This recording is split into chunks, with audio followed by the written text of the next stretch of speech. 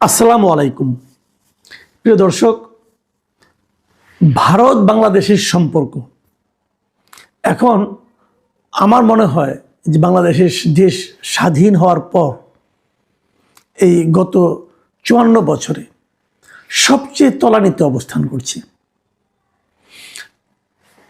ভারতের ব্যাপারে বাংলাদেশের সাধারণ মানুষের যে নেতিবাচক মনোভাব, এটা অনেক আগে থেকে ছিল, সম্ভবত ভারতের আচরণের কারণে ছিল।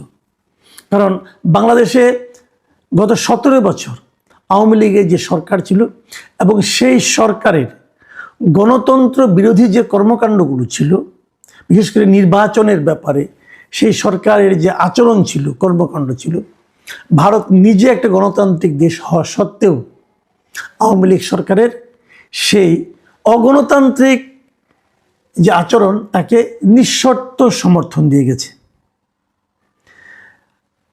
তারা আমিডামি নির্বাচন করেছে, তারা দিনের ভোট রাতে করেছে, এই সমস্ত কিছুই কিন্তু ভারতের কাছে একেবারে সমর্থন পেয়েছে। এই সমস্ত ঘটনা ভারতের প্রতি, ভারত সরকারের প্রতি বাংলাদেশের সাধারণ মানুষের মনোভাব আরও অনেক বেশি নেতিবাচক করে তুলেছিল। এর মধ্যে একটা সম্ভাবনা দেখা গিয়েছিল যে বেগম খালেদা জিয়ার মৃত্যুর পর ভারতের পররাষ্ট্রমন্ত্রী দেশে এসেছিলেন এবং তার ইমিডিয়েট পরের দিন দিল্লিতে ভারতের যিনি প্রতিরক্ষা মন্ত্রী আছেন রাজনাথ সিং, তিনি বাংলাদেশ হাই কমিশনে গিয়েছিলেন এবং বেগম খালেদা জিয়ার মৃত্যুতে যে শোক প্রকাশ করেছিলেন। এই ঘটনাটা রেয়ার, মানে এই ডক্টর ইউনূসের সরকার, মানে অন্তর্বর্তীকালীন সরকার আসার পর, অন্যভাবে বললে আওয়ামী লীগ সরকারের পতনের পর ভারতের এরকম গুরুত্বপূর্ণ দুজন মন্ত্রীর এই আচরণটা, এটা ছিল খুবই রেয়ার একটা ঘটনা। এবং অনেকে এমনটি মনে করেছিলেন যে তাহলে কি ভারতের সঙ্গে বাংলাদেশের সম্পর্ক ভালো হতে শুরু করছে আগামীতে, কিন্তু বাংলাদেশ ভারতের সঙ্গে আবার একটা খুব ভালো সম্পর্কে আসবে কিনা। হয়তো সেই শেখ হাসিনা যেরকম সব কিছু দিয়ে দিয়েছিল তেমনটি হয়তো হবে না, তেমনটি হওয়াটা আমাদের জন্য সম্মানজনকও নয়। তো আমরা একটা সম্মানজনক সম্পর্কে হয়তো আসতে যাচ্ছি, এরকম কিন্তু একটা মনে হয়েছিল এই ঘটনার প্রেক্ষিতে। কিন্তু তারপর প্রথম যে আঘাতটা আসলো, এটা অনেকটা আমি মনে করি যে বিনা মেঘে বজ্রপাতের মতো। ভারত এটা কেন করলো, এটা এখন আমার কাছে ক্লিয়ার না। সেটা হলো, ঘটনাটা ছোট কিন্তু এটা বড় একটা প্রভাব পড়েছে। সেটা হলো মুস্তাফিজ ইস্যুকে সঙ্গে নিয়ে, মানে আইপিএলে মুস্তাফিজকে তারা নিয়েছে, নিলামে কিনে নিয়েছে এবং ভারতের ক্রিকেট বোর্ড বাংলাদেশের ক্রিকেট বোর্ডের কাছে বলেছে তোমরা মুস্তাফিজকে আইপিএল খেলার জন্য ছেড়ে দাও। বাংলাদেশের ক্রিকেট বোর্ড সেটা ছেড়ে দিয়েছে। এই অবস্থায় ভারতের যে ক্রিকেট বোর্ড, তারা আইপিএলের মুস্তাফিজকে যে দল কিনেছিল, মানে কেকেআর, মানে কলকাতা নাইট রাইডার্স, তাদেরকে বলেছে তোমরা মুস্তাফিজকে বাদ দিয়ে দাও। কেন বাদ দিয়ে দাও? সাম্প্রদায়িক কারণ। তার মানে তারা বলছে ওদের নাকি কোন একটা রাজনৈতিক অথবা সাম্প্রদায়িক সংগঠন তারা বলেছে মুস্তাফিজকে খেলতে দিলে তারা নাকি পিচ ভেঙে ফেলবে, অমুক করবে তমুক করবে, এই সমস্ত হুমকির প্রেক্ষিতে তারা মুস্তাফিজকে বাদ দিয়েছে। বাদ দেওয়ার ফল কী হয়েছে? বাংলাদেশ এটা কড়া প্রতিক্রিয়া দেখিয়েছে এবং বাংলাদেশ বলছে তোমরা আমার একজন প্লেয়ারকে নিরাপত্তা দিতে পারো না, তাহলে আগামী এই মাসেই, এই ফেব্রুয়ারি মাসেই যে টি-20 বিশ্বকাপ হচ্ছে, সেই বিশ্বকাপে আমার 25 জন 24 জন প্লেয়ারকে তোমরা কীভাবে নিরাপত্তা দিবা? আমরা ভারতে খেলবো না। তো আরেকটা হোস্ট আছে, কো হোস্ট শ্রীলঙ্কা, আমাদের সব খেলা শ্রীলঙ্কায় ফেলতে হবে। তার জন্য প্রস্তুতি কোথায়? ওদিকে পাকিস্তানও খেলবে না, ভাবুন একবার, মানে ভারতে যে পাকিস্তানও খেলবে না, এখন বাংলাদেশও খেলবে না। তো ভারত এটা হোস্ট কীভাবে হবে এখন? মানে আইসিসি কিন্তু বেকাতে পড়েছে এবং আইসিসি আগামীতে নিশ্চয়ই ধরনের আন্তর্জাতিক টুর্নামেন্ট ভারতে করতে চাইবে কিনা এটা নিয়ে সন্দেহ আছে। কারণ একমাত্র ভারত দেশ যেখানে নাকি দুটো দেশ এখন খেলতে যাচ্ছে না। এই যে বেকায়দা হয়েছে, এর মধ্যে সর্বশেষ যে ঘটনাটা ঘটেছে, যেটা নাকি আজকে আমরা রয়টারে দেখলাম, রয়টার্সে যে নিউজটা এসেছে, সেই নিউজটা খুব একটা ইন্টারেস্টিং নিউজ। এখানে নিউজটা শিরোনাম হলো এরকম: Pakistan eyes defence pact with Bangladesh, sale of JF-17 jets. মানে বাংলাদেশের সঙ্গে পাকিস্তান একটা প্রতিরক্ষা চুক্তি করতে চাচ্ছে আর কি, এবং সেখানে তারা পাকিস্তানের বিখ্যাত JF-17 যে জেট বিমানটা আছে সেটা বিক্রি করার কথা চিন্তা করছে। এখন বাংলাদেশ অনেকে আগ্রহ দেখিয়েছে। এটা হয়েছে কখন? এটা হয়েছে দুদিন আগে বাংলাদেশের বিমান বাহিনী প্রধান আমার একটা বড় সড়ো প্রতিনিধি দল নিয়ে পাকিস্তানে গিয়েছেন। সেখানে পাকিস্তান বিমান বাহিনী প্রধানের সঙ্গে ওনার বৈঠক হয়েছে এবং সেই বৈঠকের প্রেক্ষিতে এই আলোচনাগুলি হয়েছে। আলোচনাগুলির মধ্যে এই JF-17 বিমান কেনা যেতে পারে কি পারে না এটা নিয়ে আলোচনা হয়েছে এবং এটা নিয়ে পাকিস্তান খুবই আশাবাদী তারা বিক্রি করতে পারবে। এখন এই JF-17 থান্ডার বিমান বলা হয়, এই বিমানটা কি, এটা কি বৈশিষ্ট্য? এই বিমানটা খুব আলোচিত হয়েছে। আলোচিত হয়েছে কেন?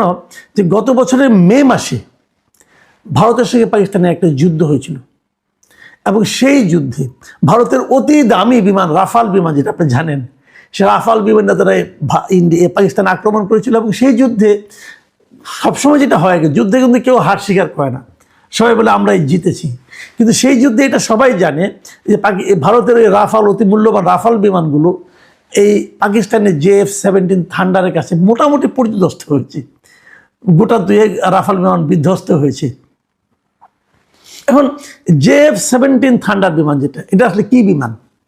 এটা হলো পাকিস্তান এবং চীন এই দুই দেশের যৌথ প্রযুক্তিগতভাবে এই বিমানটা আসলে তৈরি হয় এবং এটা সাফল্যের ঘটনা। ওই যুদ্ধের যে সাফল্য, সেই সাফল্যের কারণে দুনিয়া জোড়া এই যুদ্ধ বিমানের এখন চাহিদা বেড়ে গেছে এবং পাকিস্তান তো আশা করছে এই যুদ্ধ বিমান বিক্রি করে নাকি তাদের অর্থনীতিকে ফিরিয়ে আনবে। ভাবুন একটা ঘটনা। এখন বাংলাদেশ এই বিমানটা কিনতে পারে কিনা এটা নিয়ে আলোচনা চলছে। পাকিস্তান আশা করছে যে পাকিস্তানের বিভিন্ন পত্রপত্রিকা এটা নিয়ে রিপোর্ট করেছে। পাকিস্তানের ISPR বিজ্ঞপ্তি দিয়ে বলেছে যে আমরা আশাবাদী, আমাদের সঙ্গে আরও অনেক আলোচনা হয়েছে। এখন এই আলোচনার কদ্দূর কি যাবে বলা কঠিন, বাট এটা নিয়ে কিন্তু ইন্টারন্যাশনাল ম্যাগাজিন এই পত্রিকাগুলির মধ্যে সংবাদ মাধ্যমে রয়টার নিউজ করেছে এবং এই রিপোর্টটা কিন্তু আজকে সারাদিনে আরও কয়েকটা ইন্টারন্যাশনাল পত্রিকা মিডিয়াতে এসেছে, যেমন অ্যারোস্পেস গ্লোবাল নিউজ, এখানেও এই নিউজ এসেছে। তারা হেডলাইন করেছে যে Bangladesh weighs JF-17 fighter jet deal with Pakistan. ভারতের যে সংবাদ মাধ্যম আছে News18 তারা নিউজ করেছে, ইন্ডিয়ান এক্সপ্রেস নিউজ করেছে, সবাই কিন্তু এই নিউজগুলো করেছে যে পাকিস্তানের কাছ থেকে বাংলাদেশ JF-17 থান্ডার বিমান জেট বিমান কিনতে যাচ্ছে। এটা কিন্তু ভারতের জন্য, আমি মনে করি ভারতের জন্য একটা দুঃসংবাদই বটে। দুটো কারণে দুঃসংবাদ। একটা হলো তার এতদিনের মিত্র বাংলাদেশ এখন তার চিরদিনের শত্রু পাকিস্তানের কাছ থেকে সামরিক সরঞ্জাম কিনছে। এটা একটা খুবই বেদনার ঘটনা। আর দ্বিতীয় ঘটনাটা হলো তারা এমন এমন জিনিস কিনছে যে জিনিসগুলো তাদের যে সবচেয়ে যে শ্রেষ্ঠ বিমান তাকেও বাস্তবে একটা যুদ্ধে তারা হার মানিয়েছে এই বিমানটা দিয়ে, যে কারণে তাদের একটু তো ব্যথা লাগারই কথা। কেবল তাই নয়, অর্থনৈতিক দিক দিয়েও কিন্তু কিছু ঘটনা ঘটেছে। অর্থনৈতিক দিক দিয়ে কেমন? যেমন ধরা যাক যে এতদিন বাংলাদেশের সঙ্গে কিন্তু করাচির কোনো সরাসরি ফ্লাইট ছিল না, যাত্রী যাতায়াত করতে পারতো না। 1 দশকেরও বেশি সময় ধরে কোনো ধরনের যাত্রী যাতায়াত কিন্তু পাকিস্তানের সঙ্গে করাচির ডাইরেক্ট কোনো ফ্লাইট ছিল না। সেই ডাইরেক্ট ফ্লাইট আগামী এই মাসের 29 তারিখ থেকে শুরু হতে যাচ্ছে। এই জানুয়ারির 29 তারিখ থেকে সরাসরি ঢাকা টু করাচি সপ্তাহে 2টো ফ্লাইট যাবে, একটা বৃহস্পতিবার দিন, একটা শনিবার দিন, যেটা একদমই ছিল না এতদিন। তার পাকিস্তানের সঙ্গে বাংলাদেশের সম্পর্ক অনেকটাই ঘনিষ্ঠ হচ্ছে। এখন এই ঘনিষ্ঠ হওয়ার মাধ্যমে কি হবে আর নেট রেজাল্টটা কি হবে? এই নেট রেজাল্টটা আর যাই হোক ভারতের জন্য কোনো ইতিবাচক হবে না। এখন ভারত এই কাজটা কেন করলো? এই জিনিসটা কিন্তু মাঝে মাঝে আমার ভাবতে ইচ্ছা করে যে ভারত কেন এই কাজটা করলো। ভারত কিন্তু আমি কয়েকদিন আগে আমি 2 দিন আগে আমি একটা কন্টেন্ট করেছিলাম, সেখানে বলেছিলাম যে ভারত মুস্তাফিজ ইস্যুকে নিয়ে বলছিলাম ভারত পায়ে পা দিয়ে ঝগড়া করতে যাচ্ছে কিনা। আমার কাছে মনে হয়েছিল ভারত মুস্তাফিজের ইস্যুটা হ্যান্ডেল করতে পারতো ইজিলি। তার কোনো একটা গোষ্ঠী, তার কোনো একটা ধর্মান্ধ গোষ্ঠী তারা হুঙ্কার দিয়েছে, সেই হুঙ্কারের সঙ্গে তাল মিলিয়ে ভারতের ক্রিকেট বোর্ড এই ধরনের একটা নির্দেশনা জারি করলো। এটা কোনো জরুরি ছিল না। অনেক সময় এরকম হয়। এর আগেও ভারতের অনেক এরকম উগ্রপন্থী দল অমুক টিমকে আসতে দেওয়া যাবে না এটা বলেছে, কিন্তু কোনো কিছু ভারতের পাত্তা দেয়নি। অথবা অমুক মুভি মুক্তি দেওয়া যাবে না, করলে হল জ্বালিয়ে দিব, তারপরেও তো ভারতের গভর্নমেন্ট সেগুলোকে পাত্তা দেয়নি। তো এইটা যেটা নাকি পুরো একটা টুর্নামেন্টকেই বাধাগ্রস্ত করতে পারে, সেরকম একটা টুর্নামেন্ট বাধাগ্রস্ত করার যে ঘটনাটা, সেটাকে তারা এত পাত্তা দিল কোনো, এবং ওর পাত্তা না, ওই সিদ্ধান্ত নেওয়ার পর, ক্রিকেট বোর্ড মুস্তাফিজকে বাদ দেওয়ার পর ভারতের বিজেপির অনেক লিডার বলেছে এই ঘটনার মাধ্যমে নাকি ভারতের 100 কোটি হিন্দুর বিজয় হয়েছে। এক মুস্তাফিজ ভারতে যায়নি, এতে 100 কোটি হিন্দুর বিজয়ের কি হলো রে ভাই? অনেকে বলেছে হ্যাঁ বাংলাদেশের সাম্প্রদায়িক দাঙ্গা চলছে, অথবা আপনার সংখ্যালঘু নির্যাতন চলছে, এই জন্য তারা প্রতিবাসী। ভাই সংখ্যালঘু নির্যাতনের ব্যাপারটা নিয়ে আপনারা আলোচনা করেন। আর এটা তো বাংলাদেশের ব্যাপার, বাংলাদেশকে সেই ঘটনায় কি, যেমন ভালুকার যে ঘটনা, সেই ঘটনায় বাংলাদেশ কি ব্যবস্থা নিচ্ছে না? এরই মধ্যে 12-13 জন লোককে অ্যারেস্ট করছে। এরকম ঘটনা কি ভারতে ঘটেনি? অথবা এরকম ঘটনা কি এর আগে আওয়ামী লীগ সরকার আমলে ঘটেনি? তাহলে তখন তো আপনারা এরকম সিদ্ধান্ত নেননি, এখন কেন নিলেন? তো এই ঘটনাগুলোর নেট রেজাল্টটা কি? এবং আমি যে কথাটা বললাম যে ভারতের আসলে মানে মন খারাপের কারণে ভারত, আমার যেটা মনে হয়, ভারত আসলে মেনেই নিতে পারছে না যে আওয়ামী লীগ নাই। বাংলাদেশের সরকার থেকে আওয়ামী লীগ যে সরে যেতে বাধ্য হয়েছে, জনরোষের কারণে হোক, যে কোনো কারণেই হোক, সেই সরে যাওয়াটাকে ভারত মেনে নিতে পারছে না। আমি তো মনে করি ভারতের জন্য সবচেয়ে ভালো হবে যত দ্রুত সম্ভব এটা মেনে নিন। ভাই শেখ হাসিনা নেই, আপনাদেরকে সার্ভিস দেওয়ার জন্য শেখ হাসিনা আর নেই। এটা মেনে নিলে আপনার জন্য সহজ হবে বাংলাদেশের সঙ্গে একটা সম্মানজনক সম্পর্ক স্থাপন করা। নাহলে আপনার লাভ, আমি কিন্তু কোনো লাভ দেখি না। একটা রাষ্ট্রের সঙ্গে একটা রাষ্ট্রের সম্পর্ক ভালো হবে, এটাই তো উচিত। আমরা কারোর সঙ্গে ঝগড়া চাই না, এবং আমি এটাও মনে করি ওদের উচিত কারোর সঙ্গে ঝগড়ায় লিপ্ত হয়। ঝগড়া করে কোনো লাভ নেই রে ভাই, দুই পক্ষেরই লস। তো এটা আপনারা কেন করতেছেন? আবার এর মধ্যে কিন্তু নানা ধরনের ষড়যন্ত্র তত্ত্ব আমি দেখছি। ষড়যন্ত্র তত্ত্ব, অনেকে বলছেন যে পাকিস্তান থেকে এরকম এই যুদ্ধ জাহাজ কিনে নিবে, আমাদের লাভ কি? আমরা কার সঙ্গে যুদ্ধ করব? আমরা কি ভারতের সঙ্গে যুদ্ধে লিপ্ত হতে চাই না? চাই না। তাহলে এটা কিনছি কেন আমরা? এই প্রশ্ন কিন্তু অনেকে করছেন। সেই যুদ্ধ কি আমাদের জন্য লাভজনক কিছু ফল বয়ে নিয়ে আসবে? আমার তো তাও মনে হয় না। কারণ এখানে কারণটা কি? আপনি ভাবুন একটা কথা, বাংলাদেশের এই যে যুদ্ধ যারা করবেন, আপনি ধরেন আপনার ডিজিএফআই এর যা নাকি সাবেক মহাপরিচালক ছিলেন, আমি একজন আমাকে বললো এটা, যে ডিজিএফআই এর সাবেক 5 জন মহাপরিচালক, এনএসআই এর সাবেক 3 জন যিনি এই ছিলেন, মানে আপনার ডিজি ছিলেন এনএসআই এর, এবং এই যে বিভিন্ন গোয়েন্দা সংস্থার যিনি যারা নাকি সর্বোচ্চ ব্যক্তি ছিলেন, এরকম 3 জন 4 জন করে সবাই তো এখন ভারতে। এমপিদের মধ্যে যারা জেলে না গিয়েছে, জেলে আর কয়জন গেছে? 15 জন 20 জন, বাদ বাকি সবই তো ভারতে। এমনকি বাংলাদেশের যারা প্রতিরক্ষা মন্ত্রী ছিলেন, যিনি খুদ মানে প্রধানমন্ত্রী ছিলেন শেখ হাসিনা, উনিও ভারতে।